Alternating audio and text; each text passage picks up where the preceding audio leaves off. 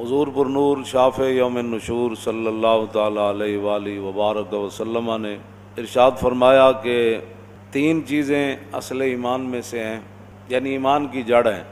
پہلی بات تو یہ ہے کہ حضور نے فرمایا کہ جتنا بھی کوئی گناہگار ہو، یہ لفظ اپنے ذہن میں رکھنا ہے، گناہگار ہو، سیاہ کار ہو، جتنا مرضی، حضور نے فرمایا کہ ہم اس کے گناہ کی وجہ سے اسے اسلام سے نہیں نکالیں گے۔ گناہ، باقی تو حضور کے بال مبارک کو کوئی بالڑی کہہ دے تو وہ بھی کافر ہو جاتا ہے۔ گناہ کی میں بات کر رہا ہوں۔ زندہ دار کور کرنے والے لوگ، اپنی بچیوں کو، بڑے بڑے جرائم کرنے والے، ان کو بھی معافی مل گئی۔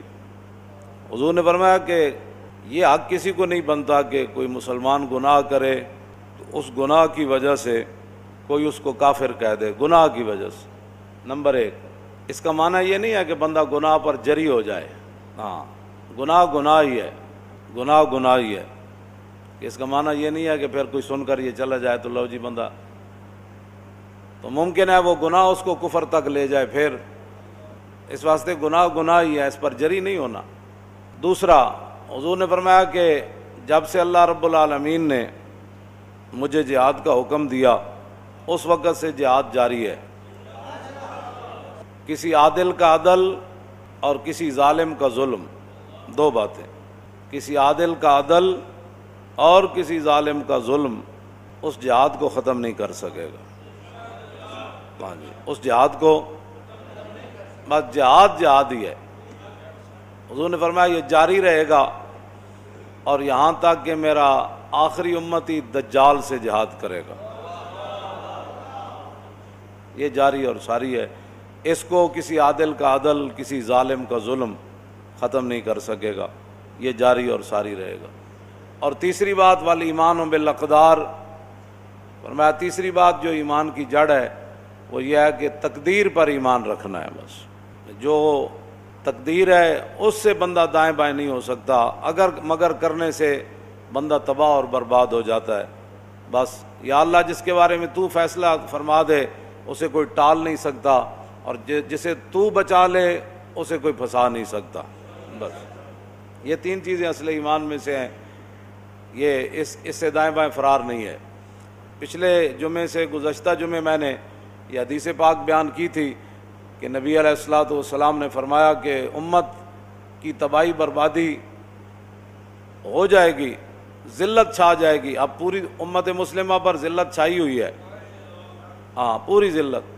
اس کی وجہ کیا ہوگی کہ اذا تبایعتم بالعینۃ واخذتم اذناب البقر وردیتم بالزرع وترکتم الجہاد، کہ تم ناجائز طریقے سے اپنے کاروبار کرو گے اور تم کھیتی باڑی کے اندر راضی ہو جاؤ گے اپنے کاروبار کے اندر، اور تم بیلوں کی دمیں پکڑ کر، اب اس سے مراد یہ مشینیں بھی ہو سکتی ہیں، بہنا دیا دمہ پکڑ کے تسی اپنے کاروبار کرنے، یہ مراد بیل ہی تو نہیں، ہر دور میں اس کے اپنے تقاضے ہیں، ٹریکٹراں اتنے چڑھ کے تساں ہل وانے، یہ سارا جتنا بھی قیامت تک وہ ترقی یافتہ جو بھی لوگ آدمی کہیں، فرمایا کہ تم کاروبار میں مست ہو جاؤ گے اور جہاد کو تم چھوڑ دو گے۔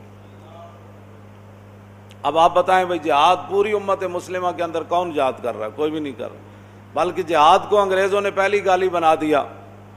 پہلے ضیاء الحق کے دور میں افغانستان سے مجاہد جو ہے وہ لائے گئے، ان کو امریکہ تک سیر کرائی گئی، پھر امریکہ کے ان کو مال دیا گیا، پھر وہ روس کے خلاف لڑے تو بڑے بڑے مجاہد، بڑے بڑے ان کو القابات دیے گئے کہ یہ تو جی اسلام کے بڑے ہیرو ہیں، انہوں نے بڑا کام کیا، بڑا یہ کیا، روس کو توڑ دیا۔ جب روس ختم ہو گیا، امریکہ کی باری آئی تو امریکہ نے پھر ان کو دہشت گرد قرار دے دیا، اور ابھی تک امریکہ جو ہے وہ ان کے خلاف لڑ رہا ہے، کبھی ان سے مذاکرات کرتا ہے، کبھی کہتا ہے نہیں، کبھی کہتا ہے میں یہ کر دوں گا۔ ٹرمپ کہتا ہے اب میں ایسی سزا دوں گا جو ہمارے خلاف ہے، بولے گا ہم اس کو عبرت کا نشان بنا دیں گے۔ میں نے کہا اس سے پہلے اللہ تجھے عبرت کا نشان بنا دے گا۔ ہاں جی، تو نے کسی کو کیا عبرت کا نشان بنانا ہے؟ عبرت کا نشان تو وہ مالک ہی تجھے بنائے گا، تیری نسلوں کو بھی بنائے گا، تیری سلطنت کو ٹکڑے ٹکڑے فرما دے گا، اور تیرے اوپر اللہ اپنا عذاب نازل کرے گا، تیرے ساتھ جو کھڑے ہیں ان پر بھی اللہ عذاب نازل کرے گا۔ ہاں، یہ تو اس کے اپنے فیصلے ہیں، اس نے کب تجھے تباہ اور برباد کرنا ہے۔ روس والے بھی کہتے تھے کہ ہم تو فضائیں جو ہیں وہ بھی چھان کر آ گئے ہیں، وہاں ہمیں اللہ نظر نہیں آیا۔ وہ اتنے مغرور تھے، وہ اللہ کا انکار کرتے تھے روس والے۔ وہ ان کا ایک صدر کا بیان آیا تھا، اس نے کہا ہم نے تو فضائیں بھی چھان ماری، جب وہ پورے بدماش تھا اس وقت کی میں بات کر رہا ہوں، بعد میں تو پھر وہ ذلیل ہوا۔ تو لیکن وہی روسی تھے جو فضاؤں کو تو چھان آئے تھے کہ ان کو وہاں رب کی قدرت نہ ملی، لیکن وہ جب بھوکے ہوئے تو کوڑا کرکٹ کے ڈھیروں سے وہ روزی کھا رہے تھے، تلاش کر رہے۔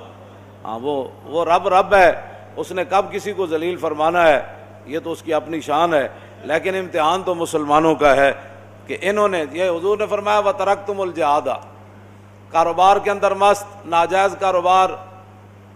آپ جانتے ہیں ناجائز کاروبار کیا ہے، ساری دنیا کو پتہ ہے ناجائز کاروبار کون کرتا ہے، ساری دنیا کو پتہ ہے وہ پیسے لوگ کیسے کماتے ہیں، کس انداز سے کماتے ہیں، نمبر 2 مال کیسے بیچتے ہیں اور لوگوں کو دھوکہ کیسے دیتے ہیں، ایک مال کا وعدہ کر کے 2 نمبر مال، ملاوٹ، یہ ساری چیزیں مسلمانوں کو پتہ ہے، سارا کچھ کر رہے ہیں۔ حضور نے فرمایا یہ تم کام جاری رکھو گے لیکن جہاد بھی تم چھوڑ دو گے، پھر کیا ہوگا؟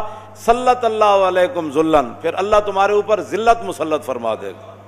پاکستان سے لے کر سعودی عرب سے لے کر ملیشیا سے لے کر انڈونیشیا سے لے کر اور چیچنیا سے لے کر بوسنیا سے لے کر فلسطین سے لے کر کشمیر تک، کشمیر سے افغانستان تک، پورے عالم اسلام میں ذلت چھائی ہوئی ہے۔ اللہ تعالیٰ نے آگے خود کیا فرمایا؟ ثم لا ينزعه، اللہ اس ذلت کو کبھی بھی ختم نہیں فرمائے گا، ختم اللہ نہیں فرمانی ہے۔ امریکہ کے قرضے سے پاکستان کی ذلت نہیں ختم ہونی، نہ پاکستان کے قرضے اتنے ہیں، نہ اس کی معیشت ٹھیک ہونی ہے، نہ امریکی بیڑے آئیں گے تو پاکستان جو ہے کشمیر پر اپنا بدلہ لینے کے لیے جائے گا۔ وہ 71 میں بھی بیڑا جو ہے وہ سمندر میں ہی کھڑا رہا اور مشرقی پاکستان سے جدا ہو گیا، اور 93,000 فوج جو ہے وہ قید ہو گئی، اور جو کچھ ہوا ساری دنیا کے سامنے ہے۔ تو فرمایا اس ذلت کو رب فرماتا ہے وہ رب نہیں ختم کرے گا، مخلوق کیا ختم کر سکتی ہے کسی کی ذلت کو؟ رب اس ذلت کو کبھی بھی ختم نہیں کرے گا، یہ اعلان ہے رب کا۔ حضور نے فرمایا، حضور نے اپنی زبان اقدس سے فرمایا کیسے ذلت ختم ہوگی؟ حتی ترجعوا الی